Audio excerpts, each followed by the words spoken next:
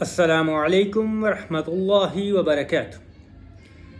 ان الحمد للہ الصلاۃ والسلام علی نبی محمد صلی اللہ علیہ وآلہ وسلم۔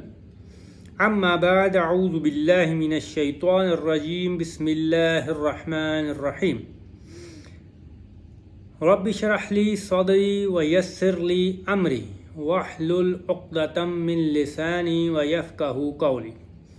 الحمدللہ، اللہ کے فضل و کرم سے ترجمۃ القرآن کے اس سلسلہ میں سورۃ البروج جاری ہے اور اس کی 3 آیات ہو گئی تھیں۔ آج اس کی اگلی آیات انشاءاللہ آیت نمبر 8 تک پڑھیں گے۔ اعوذ باللہ من الشیطان الرجیم، بسم اللہ الرحمن الرحیم۔ قتل اصحاب الاخدود، خندقوں والے ہلاک کیے گئے۔ ناری ذات الوقود، وہ ایک آگ تھی ایندھن والی۔ اذ ہم علیہا قعود، جب کہ وہ لوگ اس کے آس پاس بیٹھے دیکھ رہے تھے۔ وَهُمْ عَلَى مَا يَفْعَلُونَ بِالْمُؤْمِنِينَ شَهُودٌ، اور جو وہ مسلمانوں کے ساتھ کر رہے تھے وہ اپنے سامنے ہوتا دیکھ رہے تھے۔ وَمَا نَقَمُوا مِنْهُمْ إِلَّا أَن يُؤْمِنُوا بِاللَّهِ الْعَزِيزِ الْحَمِيدِ، یہ لوگ مسلمانوں کو کسی اور گناہ کا بدلہ نہیں دے رہے تھے سوائے اس کے کہ وہ اللہ غالب پر ایمان لائے تھے۔ تو ان آیات میں اللہ پاک نے ذکر کیا ہے واقعہ اخدود کا۔ یہ واقعہ امام ابن کثیر نے تفسیر ابن کثیر میں بھی ذکر کیا ہے، صحیح مسلم میں بھی ہے، اور تفسیر احسن البیان میں حافظ صلاح الدین یوسف نے بھی ذکر کیا ہے۔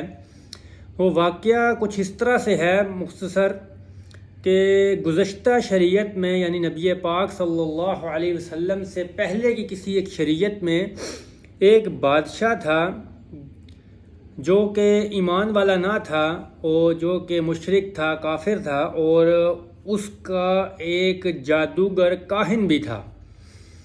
جب وہ کاہن جادوگر جو تھا وہ بوڑھا ہو گیا تو اس نے بادشاہ سے کہا کہ کوئی عقل مند لڑکا، ذہین لڑکا لے آؤ تاکہ میں یہ علم جو ہے اسے سکھا دوں اور پھر وہ تمہارے کام آئے گا بعد میں۔ بادشاہ کو اس کی بات بڑی اچھی لگی اور اس نے ایک اچھا لڑکا تلاش کیا اور اس کے سپرد کیا کہ تم اسے یہ علم سکھا دو۔ لیکن اتفاقاً وہ لڑکا سلیم الفطرت تھا، اور جب وہ اپنے گھر سے اس کاہن کے پاس آتا تھا تو رستے میں ایک راہب کا گھر تھا، اور وہ اس راہب کے پاس بیٹھتا تھا، اس کی باتیں سنتا تھا، اور وہ باتیں اس کو اچھی بھی لگتی تھیں۔ یہ سلسلہ اسی طرح چلتا رہا۔ ایک روز یہ ہوا کہ اس لڑکے کے ذہن میں یہ سوال پیدا ہوا کہ حق پر کون ہے؟ کیا وہ کاہن جادوگر وہ حق پر ہے، یا یہ راہب جو اللہ اور اس کے رسول کی یا حق کی باتیں بتاتا ہے وہ جو ہے وہ حق پر ہے؟ جب وہ اپنے گھر سے آ رہا تھا تو رستے میں اتفاقاً کوئی بہت بڑا جانور تھا جس نے لوگوں کا رستہ روک رکھا تھا۔ وہ جانور تو تفصیل سے نہیں بتایا گیا کیا تھا، وہ شیر یا کوئی سانپ تھا۔ بہرحال اس لڑکے نے جب دیکھا تو اس کے ذہن میں خیال آیا اور اس نے ایک پتھر اٹھایا اور کہا کہ اے اللہ، اگر وہ راہب حق پر ہے اس جادوگر کے مقابلے میں تو اس جانور کو ہلاک کر دے۔ یہ کہہ کر اس نے پتھر پھینکا، وہ پتھر اس جانور کو لگا اور وہ جانور مر گیا۔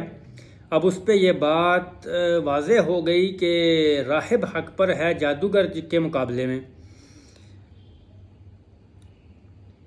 تو اس نے یہ واقعہ جا کر اس راہب سے ذکر کیا کہ اس طرح واقعہ ہوا ہے کہ میں نے پتھر مارا اور یہ کہا تو وہ جانور مر گیا۔ اس راہب نے کہا کہ تم فضل و کمال کو پہنچ گئے ہو، تمہاری آزمائش شروع ہو گئی ہے، لیکن اس دور میں میرا نام ظاہر نہ کرنا۔ وہ راہب جو تھا وہ مادرزاد اندھوں کا اور برس کا اور دیگر بیماریوں کا علاج بھی کرتا تھا، لیکن اس کی شرط یہ ہوتی تھی کہ ایمان باللہ، اللہ پر ایمان لاؤ گے تو میں علاج کروں گا اور اس کا فائدہ ہوگا۔ اسی طرح بادشاہ کے کسی جاننے والے کا بھی اس نے اسی شرط پہ علاج کیا تھا اور وہ ٹھیک بھی ہو گیا تھا۔ اس کی آنکھیں نہیں تھیں تو اس کی آنکھیں درست ہو گئیں، وہ دیکھنا شروع ہو گیا۔ بادشاہ اس بات سے بڑا پریشان تھا کہ یہ ایمان کی شرط پہ جو ہے وہ علاج کرتا ہے۔ اس نے یہ کوشش کی کہ اس لڑکے کو مروایا جائے۔ اس نے کچھ لوگوں کو کہا کہ جاؤ اس لڑکے کو جو ہے وہ پہاڑ کی چوٹی سے پھینک دو تاکہ یہ گر کے مر جائے۔ وہ لوگ اس کو پہاڑ کی چوٹی پہ لے گئے بادشاہ کے حکم کے مطابق۔ جب انہوں نے اس کو پہاڑ کی چوٹی پہ لے کے پہنچے تو پہاڑ میں لرزش پیدا ہوئی اور وہ لڑکا تو بچ گیا، لیکن جو اس کو لے کے گئے تھے وہ سب ہلاک ہو گئے۔ بادشاہ اور پریشان ہو گیا۔ اس نے لوگوں کا ایک اور ٹیم بنائی اور اس کو کہا کہ اس کو کشتی میں بٹھاؤ اور سمندر کے بیچ میں لے جا کے پانی میں پھینک دو تو یہ ڈوب کے مر جائے گا۔ لوگوں نے ایسا ہی کیا، لیکن ہوا یہ کہ جب وہ کشتی سمندر کے بیچ میں درمیان میں پہنچی تو وہاں بھی وہ کشتی الٹ گئی، وہ لڑکا بچ گیا، باقی سب ڈوب کے مر گئے۔ بادشاہ بہت پریشان ہوا تو اس لڑکے نے خود بادشاہ سے کہا کہ تم مجھے مارنا چاہتے ہو تو اس کا ایک ہی طریقہ ہے۔ بادشاہ نے پوچھا وہ کیا؟ اس نے کہا کہ لوگوں کا بہت زیادہ ہجوم جمع کرو اور بسم اللہ ربی غلامی کہہ کے مجھے تیر مارو تو میں مر جاؤں گا۔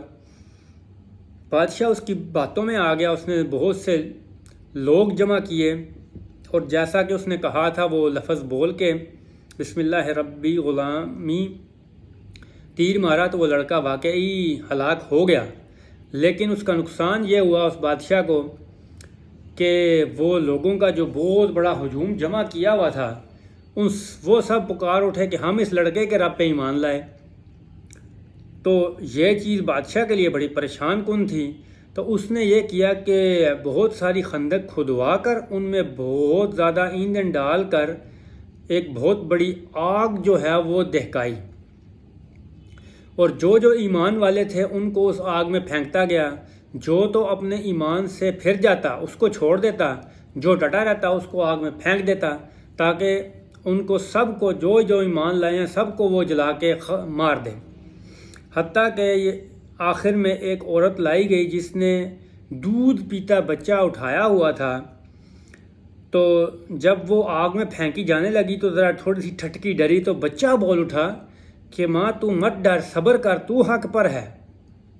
تو یہ واقعہ اخدود ہے جو کہ سورۃ البروج کی ان آیات میں بیان ہوا ہے۔ ابن کثیر میں بھی ہے، حافظ صلاح الدین یوسف نے بھی نقل کیا ہے اور صحیح مسلم میں بھی ہے۔